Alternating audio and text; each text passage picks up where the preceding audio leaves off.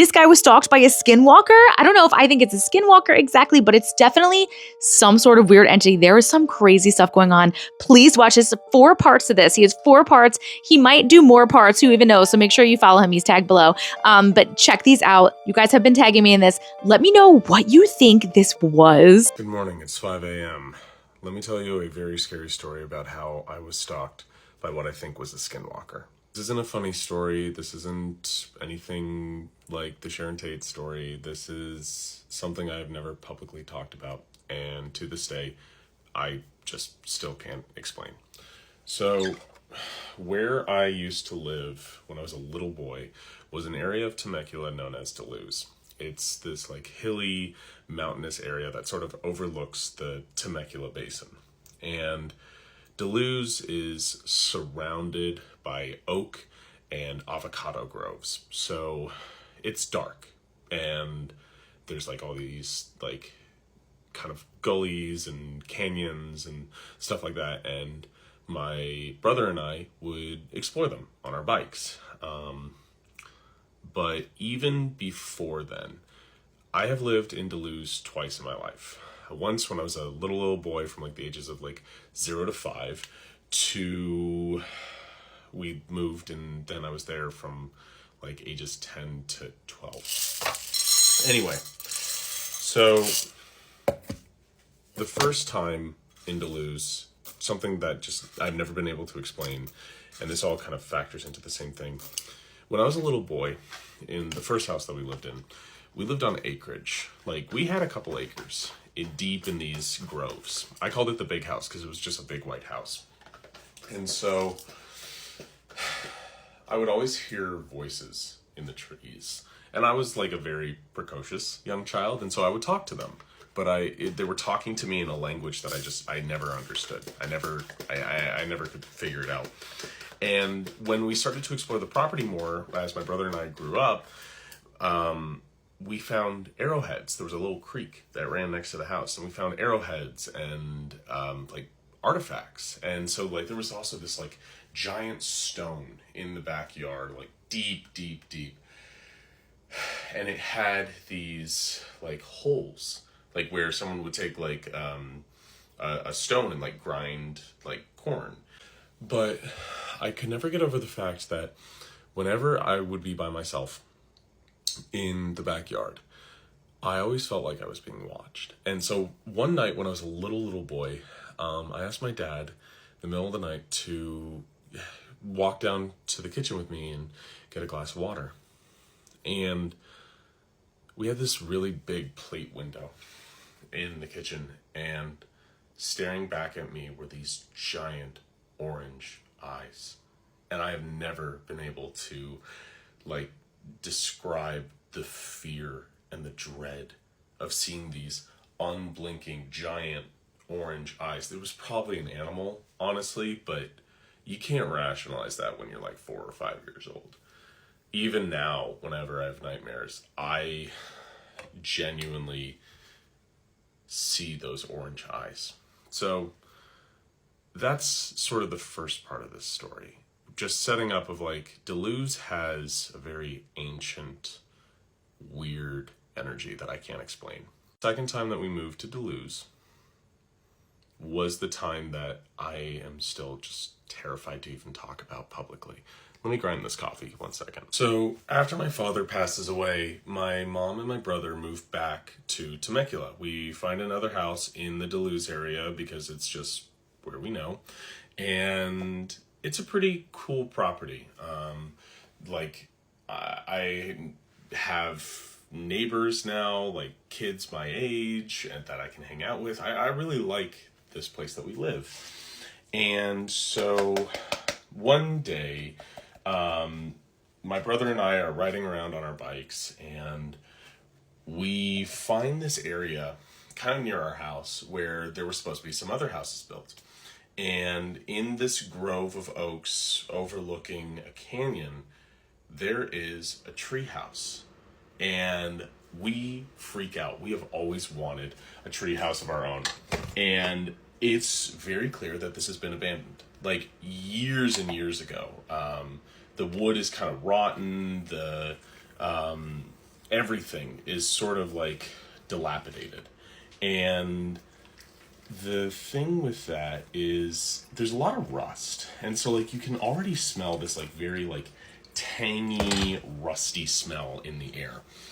And so we then say, this is our treehouse. No one's clearly using it, so let's make it ours. And we go back to the house and we start getting tools. We start working on this. And whenever we have neighbor friends over, we go work on the treehouse. It was basically like mom would take us to Home Depot. We'd get a couple 2x4s, some nails, and start hammering it in. And so about a month later, my brother Chase and my mom go on a field trip to Sacramento because that was the big trip at the time.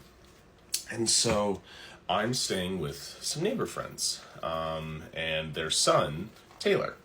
And I get on my bike one day after school and I'm like, hey, I'm going to go ride my bike. And they're like, oh, where are you going to go? And I said, oh, the treehouse. And the mom is like, what treehouse? So I'm like, oh, you know, the one that's like up Sunset Terrace. And she's like, honey, don't go there. I was like, why? And she's like, don't go there, please. I'm like, okay, this is weird. So I went there because I'm dumb.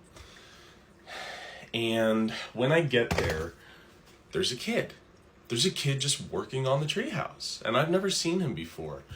And so I'm like, hey, hello. And he like waves back. And so I come up and I'm like, hi, I'm Hunter. What's your name?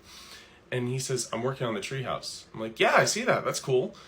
Like, what, like, is this yours? And he's like, no, I like it though. I'm like, okay. So he's giving like fairly short one-word answers. And the thing that I'm noticing now is that rusty smell from before is heightened. It is a lot more intense. Like it is like this rust. It's like blood and rust. It's a very metallic smell. And I'm starting to get pretty queasy, like really off-putted. And it's getting to the point where I'm almost about to throw up, and this kid is just like, he's working on the treehouse, but it's almost as if like he's acting out working on the treehouse. Like he's not actually doing anything. And so I'm trying to get like asking more questions, like where he lives, and he's only really giving one-word answers if he gives answers at all. And I'm just starting to feel weird, and my stomach feels sick from the smell, and I'm like, hey, I'm actually gonna go. He's like, I know, you're gonna go now. I'm like, okay. And so I'm like, well, I'll see you later. Still don't have his name. And I get on my bike and I ride away and I like look back and he's then standing in the field, like standing where these houses were supposed to be built. Later that night, I can't sleep. Like I can't sleep at all. And I feel this like need to like look out the window. And there's this kid standing at the top of the driveway. I'm like genuinely like all the hair is like standing on my hand. He's like standing in the driveway and it's clearly this kid, but it's as if this kid is like crooked. It's literally like he's looking like this. He's just standing there. And I like blink it and like I close the blinds. And I can feel like when you feel someone's presence like coming up to a window, you know they're there. And I could not sleep that entire night because I felt that presence at that window. And like right before in the morning, it was a Friday. And so I just had to check for myself. And I went outside before we left for school and I looked. And there were like these weird misshapen, like, it looked like a footprint, but it was almost as if it was like made by an animal. It was just standing in front of that window. I can't explain it. This is what happened. Believe me if you want. I think I was stalked by a skinwalker. All right, bye. Good morning, it's 6 a.m. This is part 2 of how I think I was stalked by a skinwalker. So after my mom and my brother get back from this field trip, there are just weird things that are happening in and around our house that I can't explain. There are doors left open. There are, like, my computer would turn on at random times at night, and like, I'm starting to get goosebumps just talking about this again. Like, there were so many things that I could not explain, to the point that whenever I would wake up in the middle of the night, I would always see a figure. And like, it was just this dark figure that would always be like just ever so slightly out of glance. Like, sometimes, like, when you see shapes at night, you can pretty much figure out that it's something in your house. This was humanoid. This was a figure. And what I don't I can't explain is the fact that light would not reflect off of it like a normal object. It's as if light went into it and stopped. And so a couple months go by, and a literal once in every 30-year snowstorm happens in Temecula. This is something that is a freak weather occurrence, and so it's snowing in Duluth. And like, I wake up at 5 a.m. and I even see snowfall, and I like go to my mom and she's like, "Go to bed, you're lying, like there's no snowfall." It was snowing. And so as I'm on my way back from my mom's room to my room, I pass by the kitchen, which has a big window. What is standing outside? It's the crooked figure. It's just standing there in the snow. And I can clearly tell that snow is on it. And I'm like, genuinely, every single fiber of my being knows what I saw. It was just standing there. And the thing that I still can't explain is that its eyes were orange. I know in part one, I said it could have been an animal. Every fiber of my being says that that thing had orange eyes. It felt like this thing has been following me since I was a child. Later that day, we play in the snow, all that, but I take a second just for myself and I walk out back and I see the same prints. It's the exact same prints that were outside the window. It's there. It was there. I know for a fact that up until we left that property, it was always there. And it was always in some way, just like in my peripheral, in my vision, around me. It wasn't like it was stalking. It was as if it was trying to learn my behavior. But here's kind of the weirdest part about all of this. It never felt like it wanted to do anything nefarious.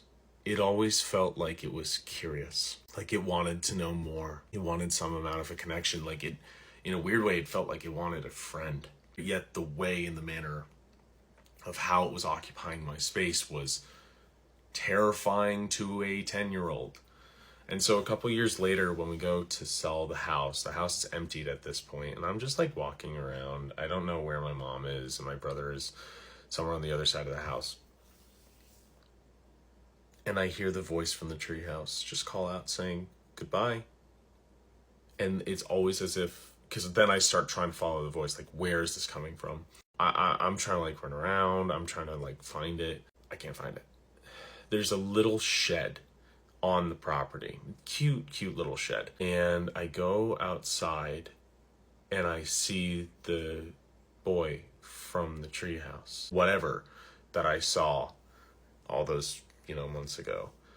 And he goes into the shed. And so like I run into the shed. There's nothing there. There's a part of me that feels like that spirit, whatever it was trapped. And it was just looking for some amount of a companion. That's it. Good morning, it's 8:30 a.m. This is part 3 of how I was stalked by what I think was a skinwalker. And this is kind of an insane update because I reached out to my next door neighbor and I asked her about why she said not to go to the treehouse. And so this is from Taylor's mom. "Hi Hunter, it's been a long time. Wow, yes, I do remember the treehouse. As memory serves me, when we first moved to the neighborhood, we went on a walk one evening up around where your house and several others were still being built. For whatever reason, we decided to walk one of the lots that had just been graded. We had only been there for a couple minutes, but there was this sudden awful smell. We both smelled it and couldn't place where it was coming from. So when I looked towards the trees at the far end of the lot line, I could have sworn I saw a small boy standing under what looked like a pile of rotten wood stuck in a tree. A couple days later, Taylor remarked on meeting a young boy his age in our backyard who told him about a treehouse and said he should go to it. Even today, my skin crawls just thinking about it. He had never seen that little boy since.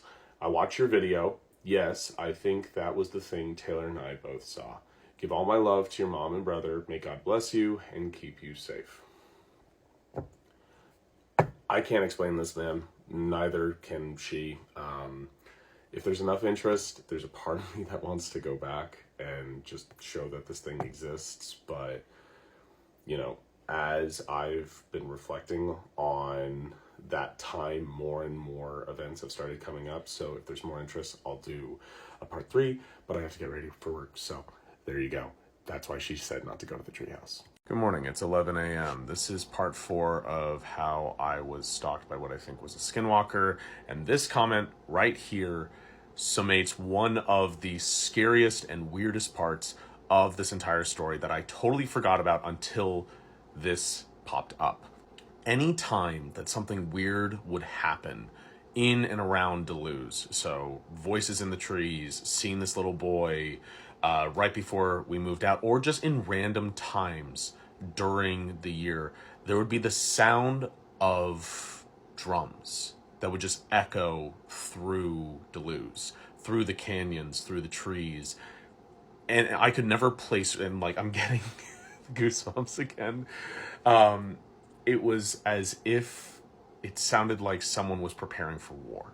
It sounded like the beating of a rhythmic drum, of drumming up this energy, this weird, honestly undescribable sense. And so one of the times that I distinctly remember the drums happening and then something weird occurring was the first time that my computer turned on in the middle of the night. This was after my mom and my brother got back from the field trip, and I was outside for whatever reason that night, and I could hear just a couple drum beats. It was a doom, doom, doom, doom, and it was far in the distance. It was not close, and I thought it was like someone, like, you know, hitting like a board or something, but it was like too rhythmic. It was too reverberant. It was as if the sound was like permeating everything.